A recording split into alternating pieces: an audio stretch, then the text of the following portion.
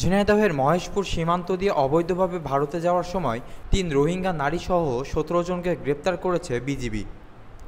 গতকাল শুক্রবার রাতে উপজেলার সামান্তা, বাঘাডাঙ্গা ও খোসালপুর সীমান্ত এলাকা থেকে তাদেরকে আটক করা হয়।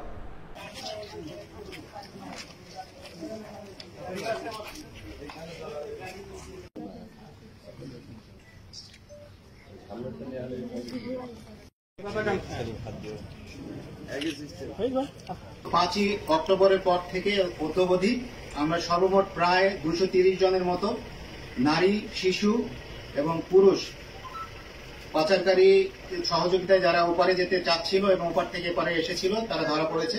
সংখ্যাটা প্রায় 230-এর কাছাকাছি। আর এছাড়া আমরা সর্বমোট 8 জন পাচারকারীকে ধরতে সক্ষম হয়েছি, যাদের মধ্যে দালাল ছিল হচ্ছে 4 জন। ধন্যবাদ। বা মহেশপুর এলাকাকে তাদের পাচার করার রুট হিসেবে ব্যবহার করে, তাহলে আমি বলবো তারা ভুল করছে।